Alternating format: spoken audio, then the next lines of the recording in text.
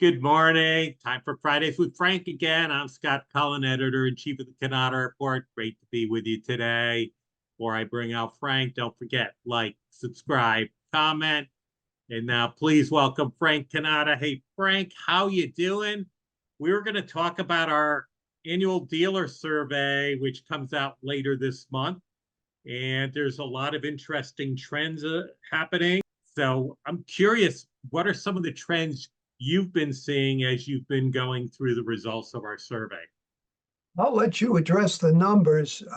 What I'd like to point out is, for me, I just walked away with a great deal of confidence and optimism for the industry. Yes, the industry has changed. It's not the same as it was. Yes, the distribution, like most distributions, is top heavy. The top 20% or even less than 20% are controlling a major part of the business. And that's not unusual. But what I see is dealers inching up to the top of the class. Now, when the top of the class for us has been, we've been pointing out the number of $100 million dealers that have been in the survey over recent years. And it's pretty much an accepted fact that as of last year, there were 16 dealers that was widely regarded and respected for reaching 100 million or more. We found the 17th, but we did our inquiries. Why aren't you recognizing this particular dealer? Well, it turns out their primary business is not in hardware. They're a very successful company. They do about 117 million, I think it is, in the United States. They're in the Washington, D.C. area, but they have a very small presence in copiers. They just have a small team, and I guess they feel it's important for them, for their business, to have some understanding of that part of the business. So we couldn't really, going forward, couldn't consider them as being part of that number. But aside from the 16 that we came up with this year, there were 5 that intrigued me. Now, these 5 dealers, the lowest in revenue was 84 million. Another was at 85. A third was at 90. A fourth was at 94, and the fifth was at 95. Now, if you go back and look at where they were the year before, that's a lot more than they did last year. And a lot more they did than obviously the year before. So what I'm saying is the $100 million class is growing. And I easily see those five dealerships reporting 100 million plus next year. So when you have that kind of growth, where is it coming from? Well, without question, in terms of revenue, not profitability, it's production print.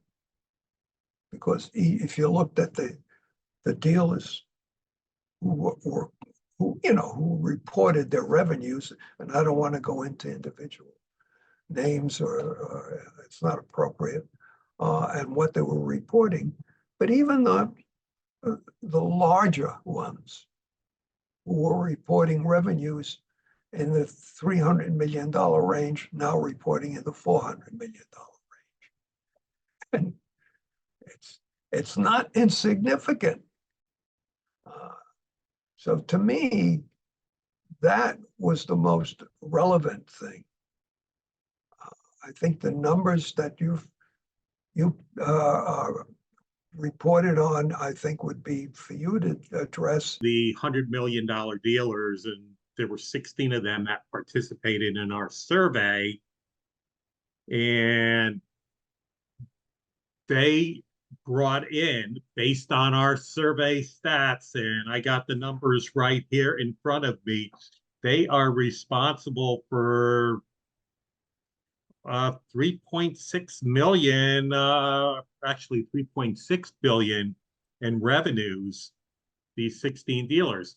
And what's even more interesting is we know of a few dealers, some private equity owned dealers that did not participate in our survey, that would bring that number up even higher than that. And the other interesting thing from our survey that I want to talk about in terms of revenue is the average dealer revenue for all 401 dealers that participated in our survey, and it's the highest it's ever been. 23.5 million is the average. Okay, you can thank a lot of those $100+ million dealers, and some of those just kind of below that threshold contributing to that number. And that number is definitely higher than last year when we had more dealers participate in the survey. But the reason a lot for the difference is a lot of the dealers that participated in last year's survey, there were 57 more. A lot of those were under $5 million. So that's why the average this year is higher. And this is probably a strong reflection of what the industry really looks like here, or at least the future of the industry. And you were talking about the various dealers in the $100 million range. We both were. And what's interesting is when you look at the big six OEMs, Canon, Konica Minolta, Kyocera, Ricoh, Sharp, Toshiba, how many dealers each of them have in that $100 million range? And I find that pretty interesting. Ricoh has 7, by far the leader there. Canon has 3, Konica Minolta 4, and Kyocera and Toshiba each had 1.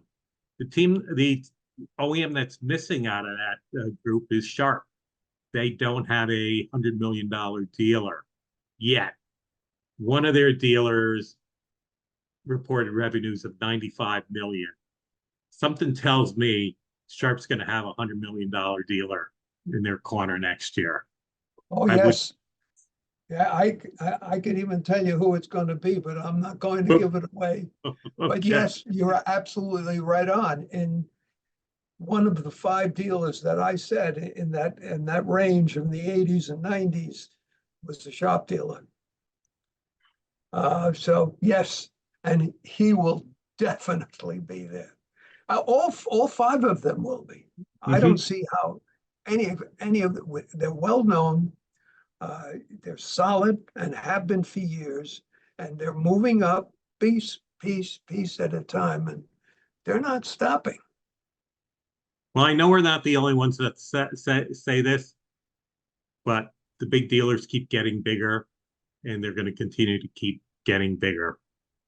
And our survey provides proof positive of that. And again, encourage everybody to look for the results of our survey when we post them online the middle of October. And if you prefer to wait for the print issue, you'll be getting that at the end of October. So Frank, anything else you want to share? I think we've kind of given a nice teaser to what's happening with our survey this year. Yeah, I think we gave them something to look for anyway, and what's going on. I would encourage them to read the comments section because I think some of those comments were pretty darn interesting. Great job, Scott. Thank you. Okay, one more thing before I sign out. As far as the comments, which are insightful and sometimes or almost always amusing, not necessarily at the same time, those will be in our November issue when we ask the dealers to rate their OEMs. Okay, thanks a lot for joining us. Thanks, Frank, for your insights, and we'll see you next episode of Fridays with Frank. Okay, take care, Scott.